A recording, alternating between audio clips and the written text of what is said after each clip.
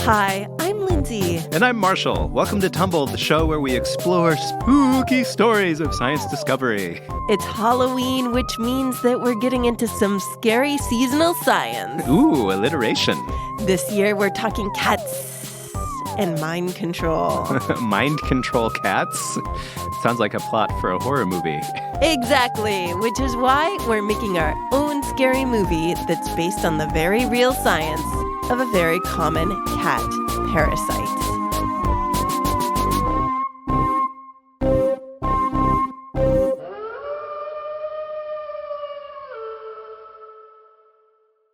Okay, so I see here we have the pages for our script for this movie you wrote. Yes, it's a scary podcast movie. Actually, a scary podcast movie trailer. Ooh, wait, it's just the trailer? Yeah, okay. We're just right. whetting the appetites for more. We'll see. So what's my character's motivation, and am I going to go into a closet at the end of a dark hallway? Because you know you shouldn't open that door. Marshall, what I want you to do is just channel all of your feelings about cats being evil. Oh, evil cats. All right, I can see that. In a world where cats roam among us for better.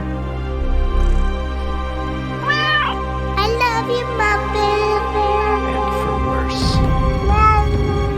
Really, Muffin? I already got you fresh water. There lurks a threat, so small, so devious, it is making mice lose their minds. It's Toxoplasma gondii, a parasite determined to infect its way to world domination. Sending out legions of new microscopic parasites, one kitty litter box at a time, until all mice lose their fear of cats. Here, kitty, kitty. Coming this Halloween to Tumble Science Podcast for Kids, Toxoplasma gondii. The cat and mouse chase just got more interesting. Time for cuddles, Muffin. Okay, so I guess is Toxoplasma gondii coming this fall?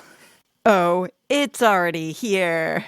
So it's a little parasite that infects mice and makes them lose their fear of cats? Yes. Toxoplasma gondii is the only way we're going to say it. I see.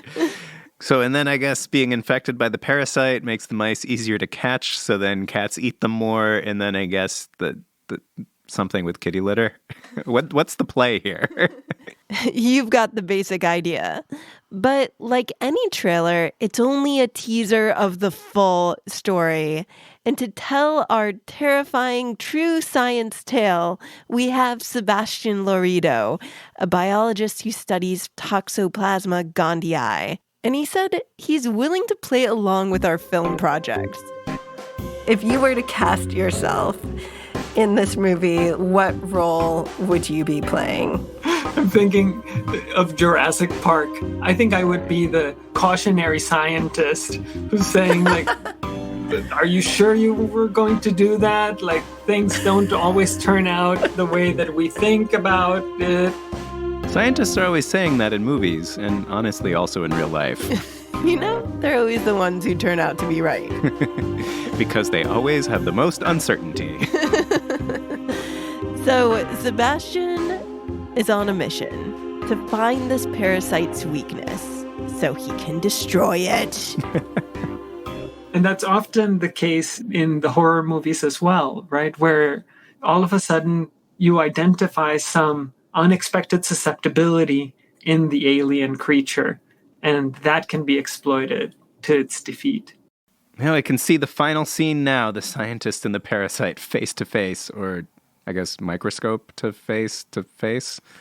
Hey, what does the parasite even look like? Does it have a face? And where do the mice and the cats and the kitty litter come in here? Yeah, I think we're getting ahead of ourselves. So let's go back to the beginning and set up exactly what we're dealing with. Oh, yeah. I mean, we should probably define what a parasite is first. Yes, let's do it. At the most basic level, we're thinking about organisms that really depend or rely on other organisms to survive. The organism that a parasite needs to survive is called a host. The host provides food and a place for the parasite to reproduce or make copies of itself. And Toxoplasma makes some cool-looking copies. So the parasites are kind of banana-shaped, or in some cases, a little bit more avocado-shaped. So it can look like a banana or a rounder banana. That's probably not the scariest looking creature you could imagine. And it's just a single cell, so it's really small, not intimidating, but it's big enough to see with a normal microscope. And it's got some special parts. That little banana shape, at its very tip, has very, very specialized properties. That tip is where the parasites can release very sticky substances that they use to stick to our cells. Ooh, a sticky banana. I've touched those before. This is more cunning than your average banana. I don't know. Banana's pretty cunning.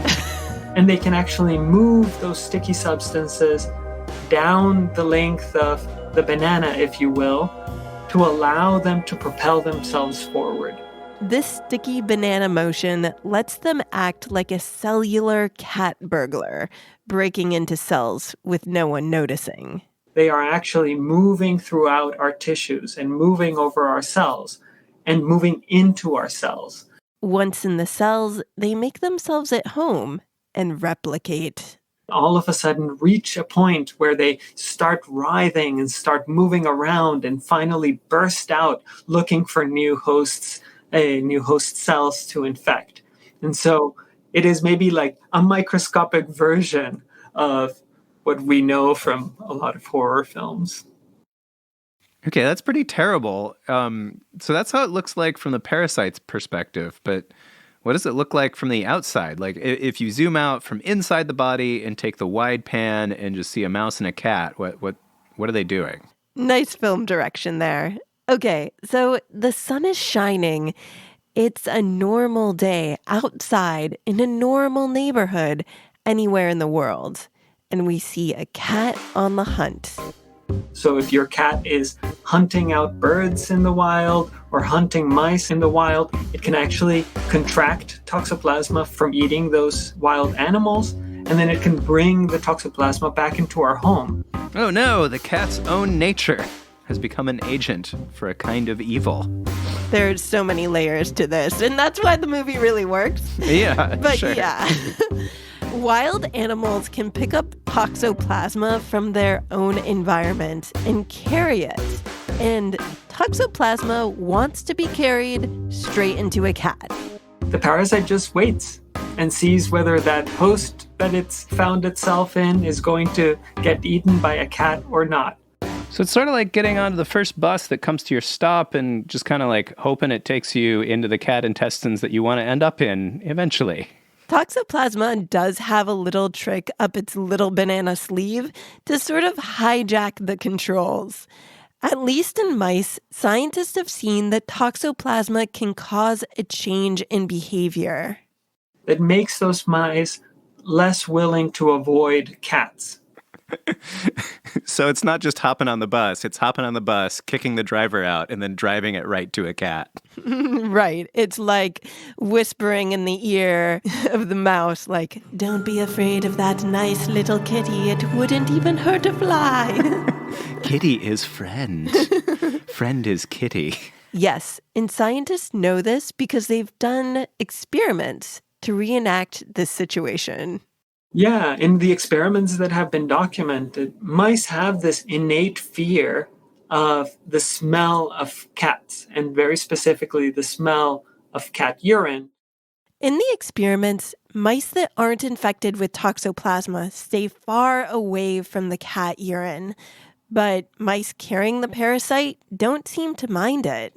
And mice that are infected with Toxoplasma seem to dampen that response, seem to lose their aversion, their fear of the cat smell. That's kind of nuts that there can be a parasite that can just infect you and make you want to love the thing that wants to eat you. And I have kind of like a side question. Is this why people love cats? Are they being mind controlled by a parasite? Are they being mind controlled by a parasite and it's only our dumb luck that cats are too small to eat us? That's a great question. And we'll find out the answer right after this short break.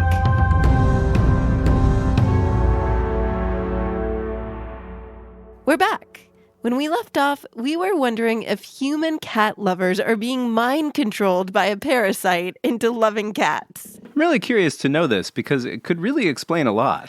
Okay, I think you're talking about the cat lady stereotype here. I am, and I feel like this is the moment to find out if there's scientific validity to it. Are they forced to be that way by a mind control parasite? Sebastian says that some scientists have looked into this idea, but they haven't made any real conclusions because it's actually a really hard question to study. Even if there is an effect, and you see that cat ladies tend to be infected with Toxoplasma more often than dog ladies, I don't know what the control would be. I really want to help design this experiment comparing dog ladies to cat ladies. Me too. Which is more infected?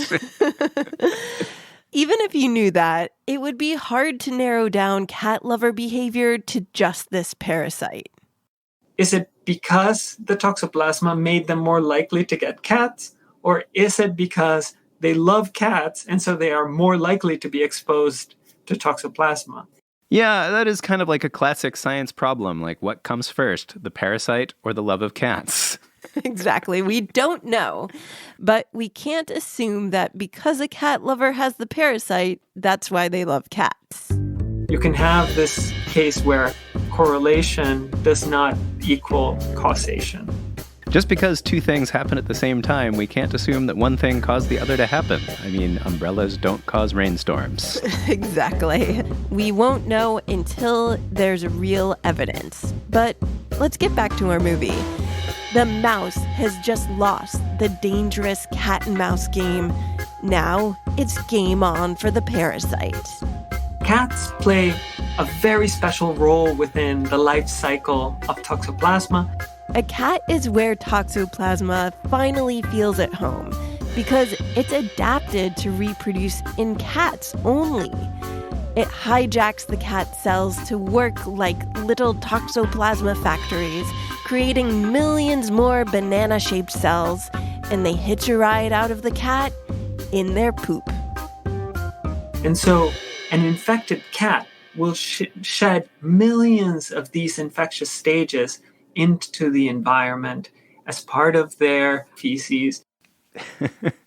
Man, so like one cat turd is like a little parade of invading army vehicles. Yes, and Little Muffin's kitty litter could be a minefield of infection for us. And by handling the kitty litter, individuals can become infected and then contract Toxoplasma themselves. Well, that's pretty gross, just in case you needed another reason to be grossed out by kitty litter. So is it common for people to be infected with Toxoplasma? It is really common. Here's the statistics for the United States. The number of people who've been infected tends to be around 10%, 1 in 10 people. But then you go to places like where I grew up in Colombia, so Cali, Colombia, South America. There, about 64% of people are infected. So your likelihood of getting Toxoplasma depends on where you live. Yes, and that's because of different behaviors. Some countries have more stray cats, or some people might eat more raw meat that might be infected and get it directly without the cat intermediary. Oh, yeesh. That's kind of pretty alarming. But what does Toxoplasma do to us beyond maybe making irrational decisions in an animal shelter? Well, first, it infects our own cells. The things that these organisms can do to our cells are unbelievable. The fact that these little organisms can burrow into our cells and somehow not kill them, maintain them in their lively state, and then start replicating inside, creating more and more of themselves, and finally burst out. Sebastian sounds kind of disturbingly excited about that. I think it's like the moment in the movie where the main character is like appreciating the genius of his enemy. And just like, wow, you're so good at being evil. You kind of got to admire it. Those are incredible traits from any perspective. Okay, so, but like, what's the evil plan for human domination? There really isn't one. Generally speaking, we are what we call dead-end hosts for Toxoplasma. Oh, so we're like the end of the road for the parasite? Yeah, its whole life revolves around getting into more cats through cats eating other animals. Of course, humans are rarely eaten by the cat. Thankfully, we're rarely eaten by our pets. I'm so glad. So when Toxoplasma ends up in a human, they're out of the game. But there are certain times in our lives or like different situations when Toxoplasma can be more dangerous to people if we're infected. They are an important human pathogen. They make some people very sick. So the biggest period of risk for humans is during pregnancy. Doctors always tell their patients that cleaning the kitty litter during pregnancy is a big no-no. That's because of toxoplasmosis, the illness that Toxoplasma causes. And so that's sort of one situation where it can have very bad consequences for a developing baby. Like, oh no, I guess you can't empty out the cat box. That's really too bad. But it's a well-justified excuse. Otherwise, there's a few instances when the parasite gets the opportunity to spread, and that can make you really sick. But for most people who are infected, a healthy immune system keeps Toxoplasma in check. And so the parasites themselves would be so rare throughout the body that you would not really be able to detect them. Well, that's good news, and certainly for cat lovers who don't want to give up kitty litter duty for some reason. But so what is Sebastian doing to fight them? Because they seem like pretty formidable little microscopic banana-shaped enemies. Well, Sebastian is looking for treatments for people who do get sick. And he does that by learning as much as he can about how Toxoplasma works. And we're starting to understand. We're starting to put together the clues. We're starting to see what the weak spots are, which are the processes that they depend on. And that's what ultimately gives us opportunities through understanding to control them. Then he can make medicines that target those weak spots, or make vaccines that keep people from getting infected in the first place. And then at the end of the movie, or many, many years, the scientist emerges victorious over his nemesis through a period of peer review. Well, Sebastian has an edit to that ending. The heroes in real life are teams of people. They're not individuals. The true story is there's not going to be one single scientist or one moment of genius that solves everything. Many labs, including Sebastian's, are in the fight against Toxoplasma gondii for the long haul. Okay, but so what do we do about this? Is there a way to avoid this banana-shaped evildoer? Do we have to give up our pet cats? All the kitties can stay, because like so many sicknesses, your best line of defense is washing your hands really well. So if you take out the kitty litter, wash your hands. Make sure that things are being kept clean, particularly when you're going to then kind of prepare foods. Yeah, so the takeaway here is don't eat kitty litter, which on purpose or by accident. Seems like solid advice to me. Maybe the end of the movie is more exciting, like a twist, like it was never really a horror movie. It was just part of life and us living in an ecosystem with parasites. And parasites aren't evil geniuses, they're just organisms that saw a creative way to live. So you're saying Toxoplasma isn't out to get us. It's just like, I just want someplace to live and have babies. Exactly. Parasites don't have bad intentions. They just are. We often believe that there is no purpose. There is just opportunity. There is no purpose, just opportunity for parasitism. Now that you've heard our scary science movie trailer, write and perform your own.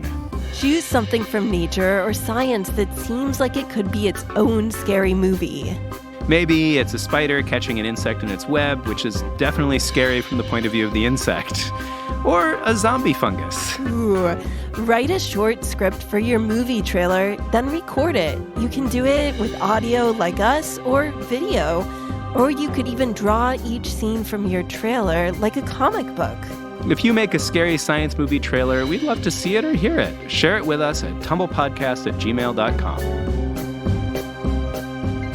Thanks today to Sebastian Lourido, Associate Professor of Biology at the Massachusetts Institute of Technology and a member of the Whitehead Institute. Special thanks to Amy Tremblay and Lisa Gerard at the Whitehead Institute. Want to learn more about Toxoplasma gondii? Tune into our interview with Sebastian on the bonus episode on our Patreon at patreon.com/tumblepodcast. And we'll have more free resources to learn about Toxoplasma and parasites on the blog on our website at sciencepodcastforkids.com.